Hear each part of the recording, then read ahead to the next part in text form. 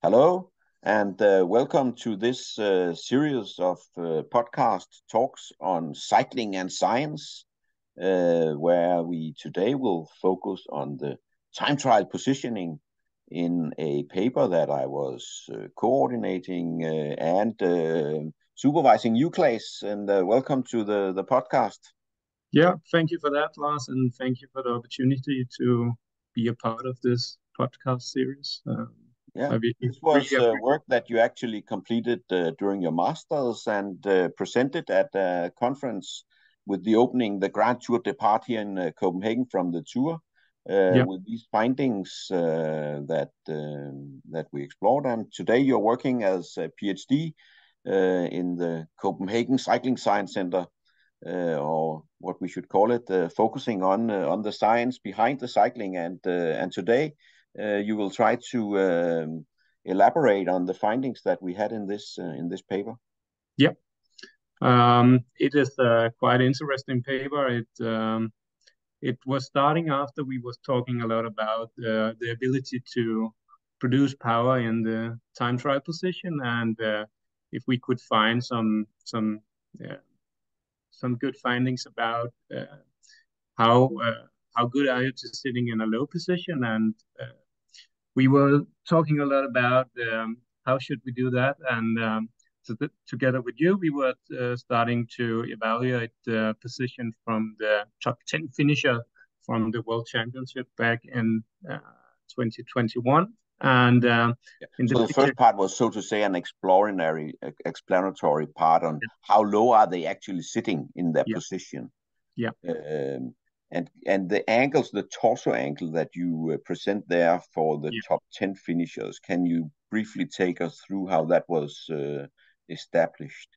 Yeah, we were starting to making like a horizontal line, and that is the line between the two center of the hub. So on the picture from Ghana, we are having the two wheels, and the center of those two represent the horizontal line.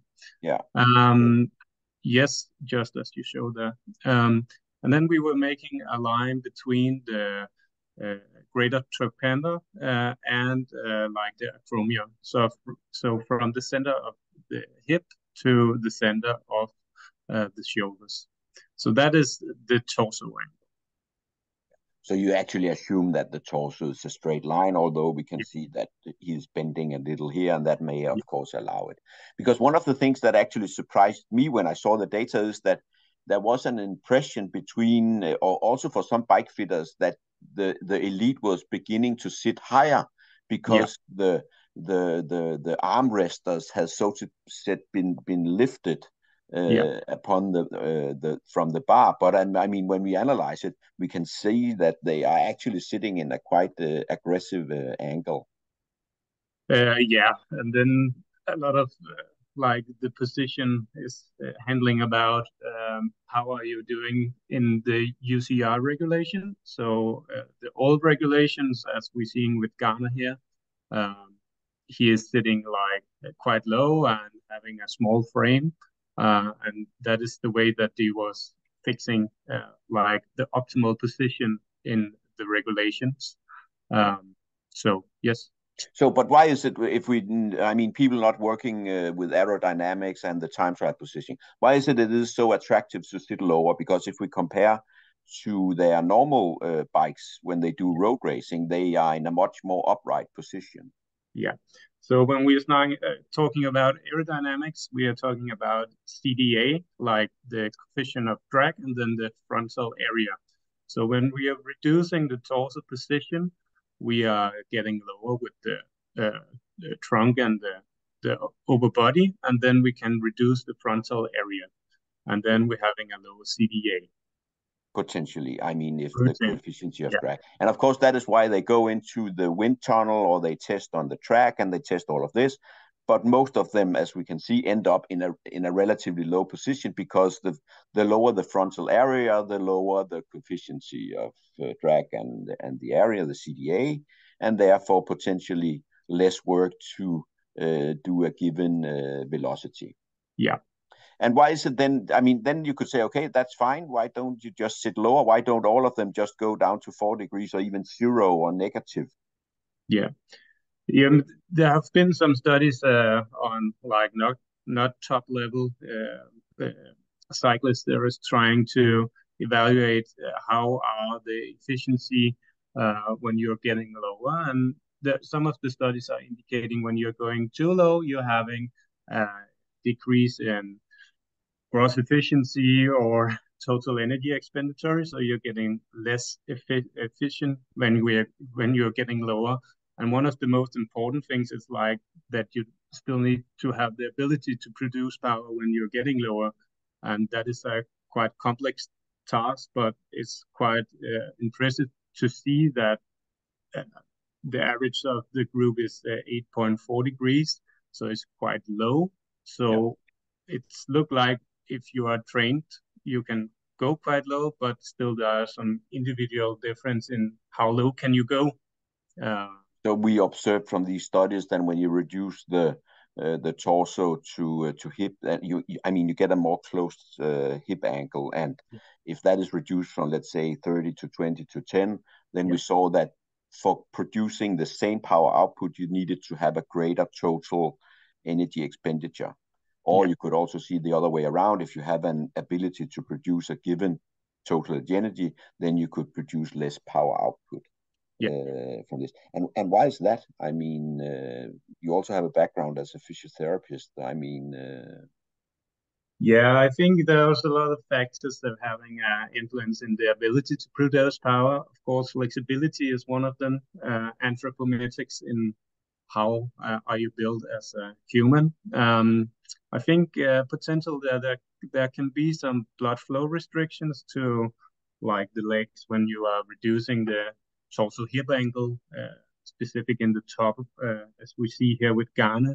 And maybe that could be an answer, but if we want to look at this point, we need to like see is there any difference in skeletal muscle oxygenation and see how or is this influence when we are reducing the total hip angle yeah. and But there were also some theories behind that you change the ability to produce torque around with, I mean, primarily the gluteus musculature yeah, and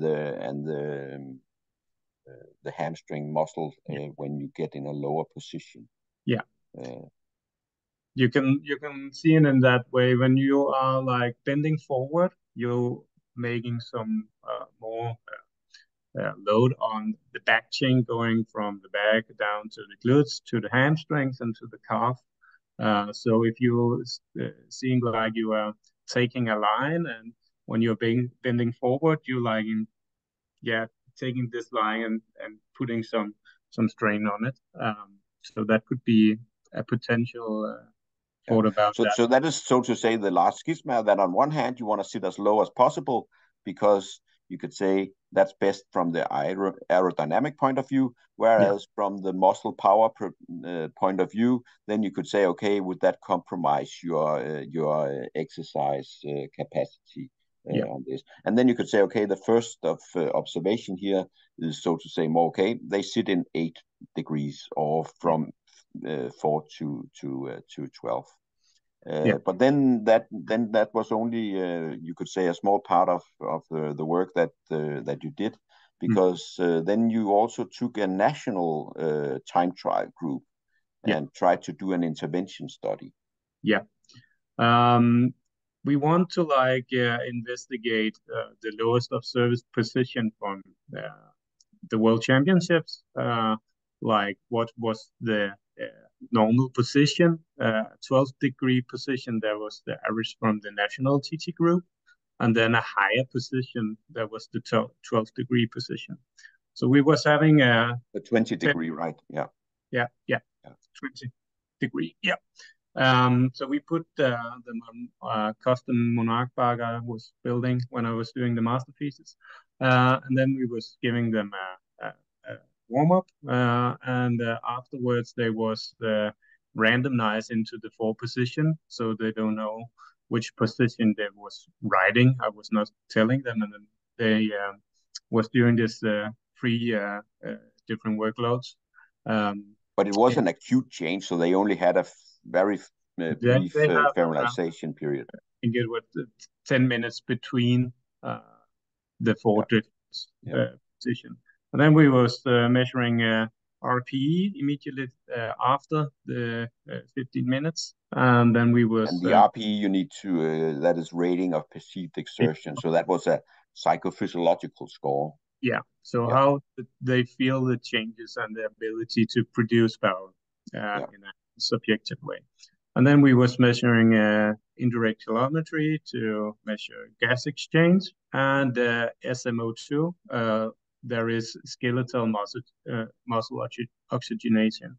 So how was the level of oxygen in the working muscle of vastus lateralis? So that was measured by a band that was sitting on the right leg.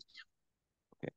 So, Yeah. so standard indirect calometry to Yeah. establish the total energy expenditure, and then of course calculating that on basis of 3 levels of external power output.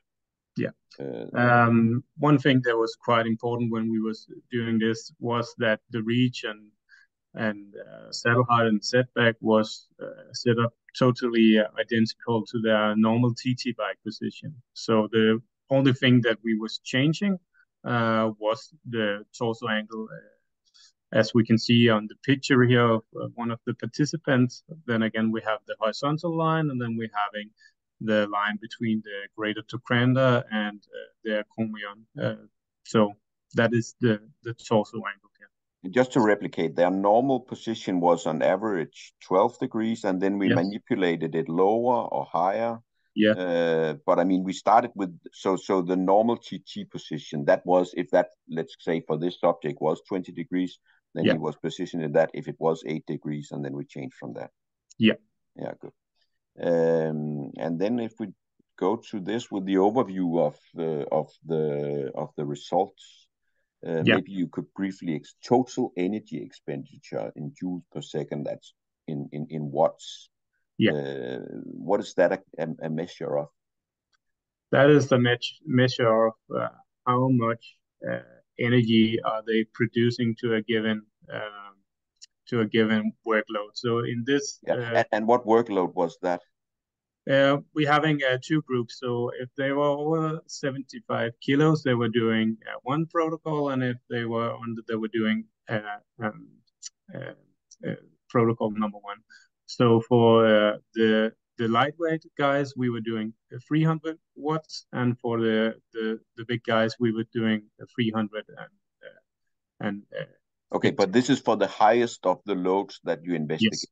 Yeah. Why didn't you just take their, because people would say, okay, 350, that's a big number for an untrained person. On the other hand, we know that these guys in a time trial, they would probably do 400 and 450. Why didn't you choose to use the intensity that they were doing in time trialing?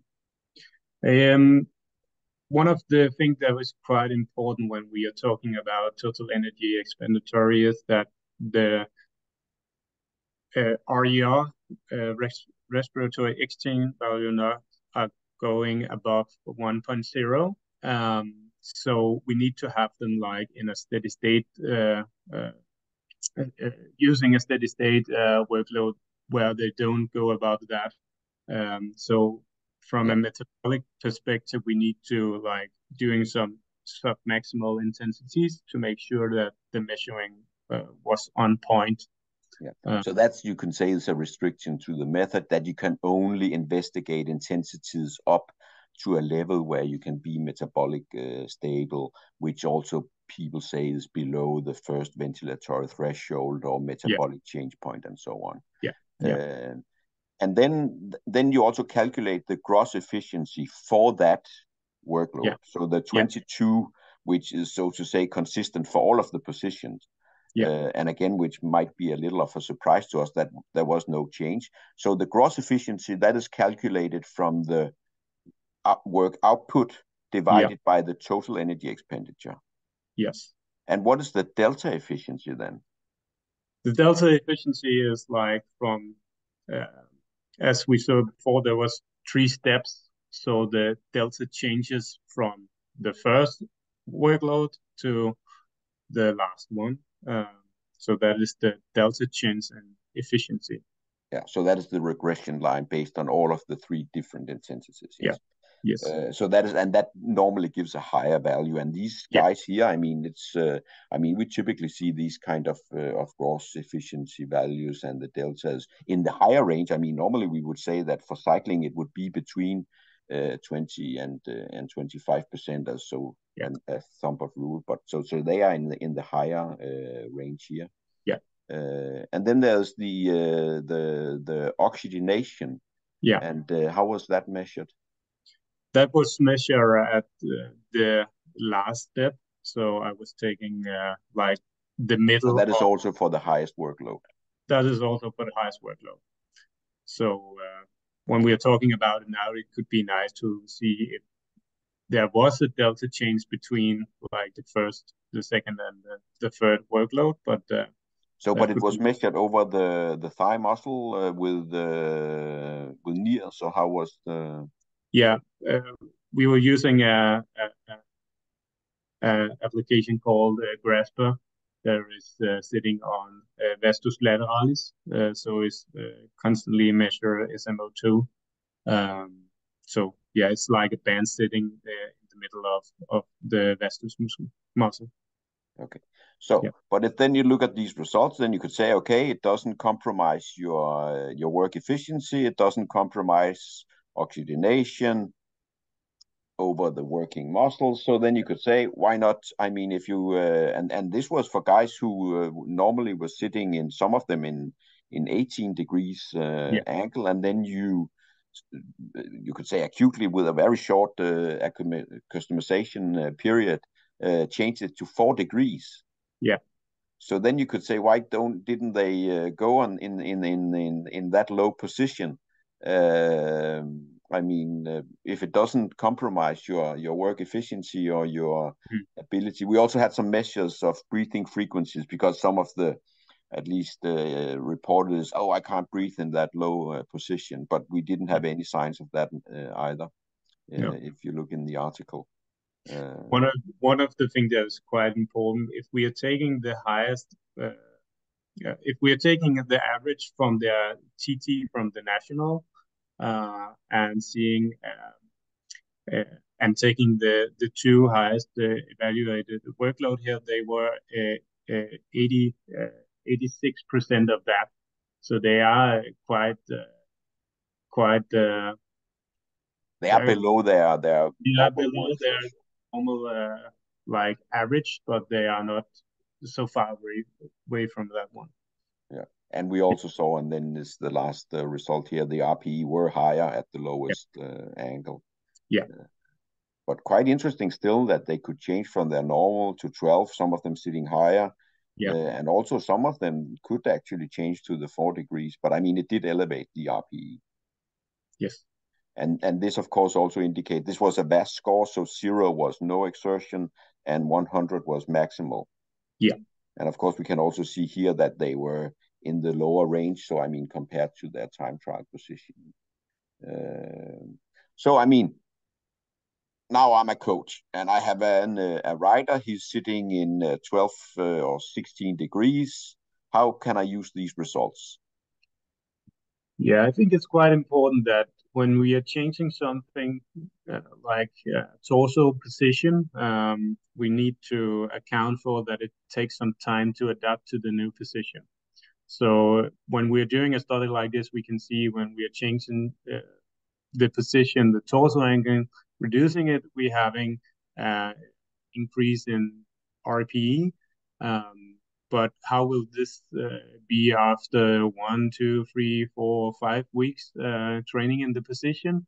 I think we will see a reduction in the RPE, but still we need to have So some. you're saying that there could be some kind of trainability. So the guys, the number 1 and 2 that, or was it number 1 and number 1 and 3 here sitting in 4 degrees, they don't, I mean, Ghana was in this event the top one finisher sitting in one of the lowest positions. So you're saying that number 7, if he wanted to adapt that position, he probably needed to train in it. Yeah.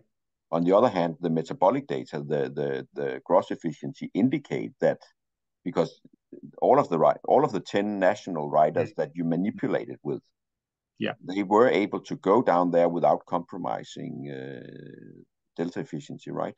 Yeah. So I think it's maybe it's gonna be like some perception of how do you feel when you're changing. We all know if we're getting new shoes and something like that, it takes some time to adapt to them. And I think it's the same about position. But still, there could be some anthropometrics that we need to have focus on. So if you having like don't have the necessary flexibility to go down in the hamstrings and or in the glutes, then you need to work with this to go down. So like your rating of perceived exhaustion don't increase in that way, or the way that you are feeling in the position.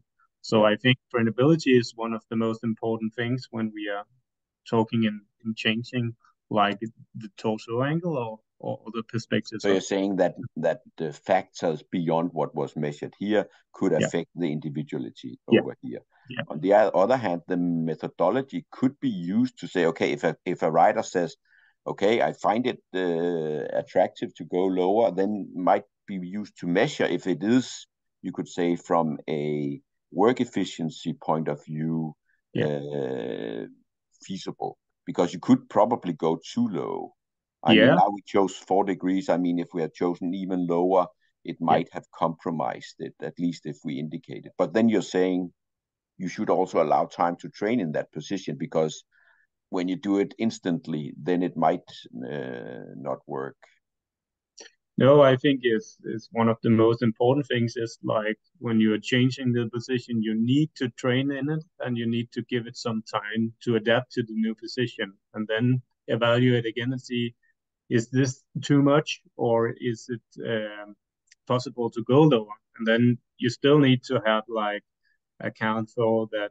Is it faster for you to go lower if we are talking CDA and doing the testing on the track or outdoor in the wind tunnel? So And you can say that part is quite, I mean, if you have the technology and the setup, that's quite easy to do. yeah, I mean, you can change the position and then you can go 45, 50 yeah, kilometers an hour, and then you can measure, okay, this is more aerodynamically efficient. But it's yeah, harder to find the balance yeah. to say, okay, how much time do I need to train? I mean, then you train in that position for 2 weeks, 3 weeks, and you still think this is awkward. I can't produce the power. Is that enough? Do we know how long time does it take to adapt to this position?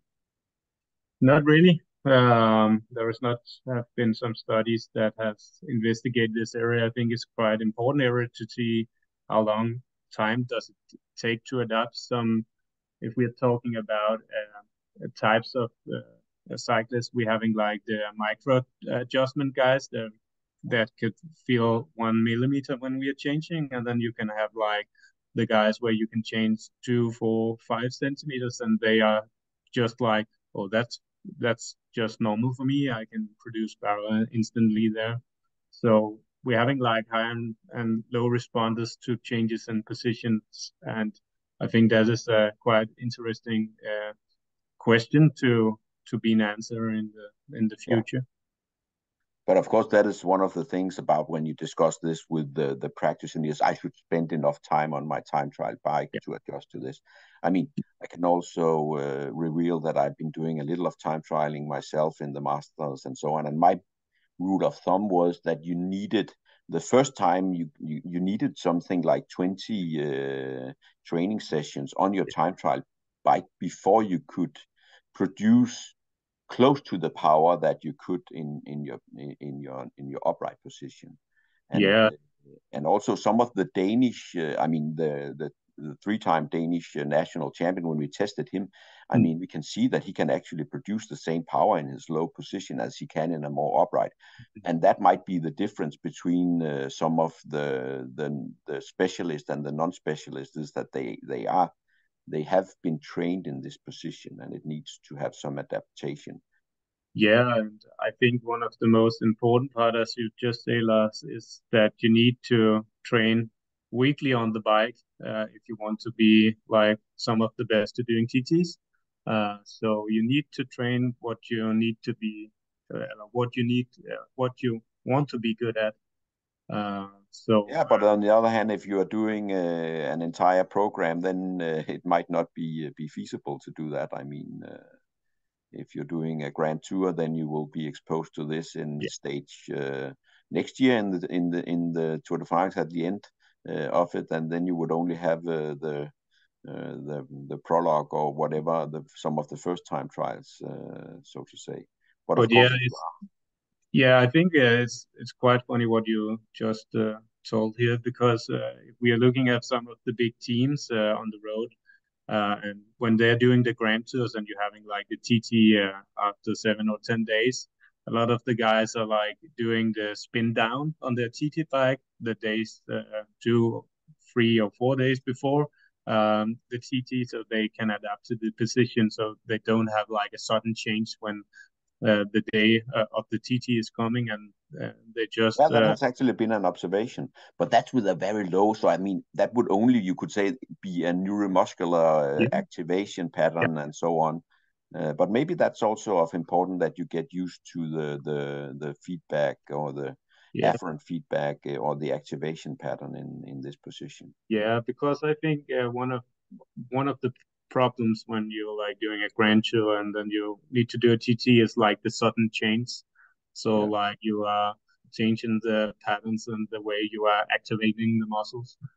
So that could be a good But of course, on the day they would do the warm up and the yeah, training yeah, on the bike. But on the other hand, I mean, it has been an observation, and we, as you said, we don't know how long is the adaptation phase, or how long does it then take to lose the adaptation. I yeah, mean, because you would assume that if they have been doing a lot of training in the pre-season on their time trial bike, then that adaptation would be somewhat preserved, yeah, at least yeah, in this.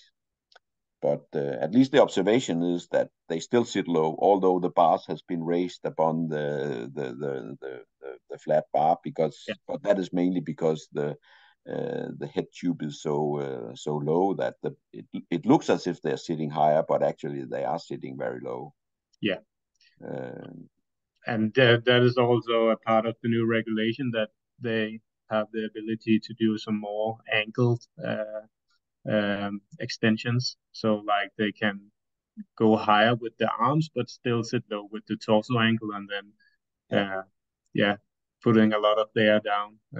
Somewhat Well, like I mean, that is one of the new things, that in the old day they were sitting flat with their arms and then they had a quite open air in front with the head, whereas today they choose this position where it's more like a downhill skier yeah, uh, braking. yeah, yeah, and then also if you ask the rider about the new angled extensions, they say we're getting a lot more of support in the area of the underarm, so they can go lower or they can sit a little more aggressive because they have some more support Yeah, on the because I arm. mean, one of the things with the going lower Yeah, is, of course, also if you can have a stability around the hip and the yeah, upper body. So I mean, if you move a lot, and maybe that's one of the things why we secured that they could actually sit in a position with a stable hip and so on.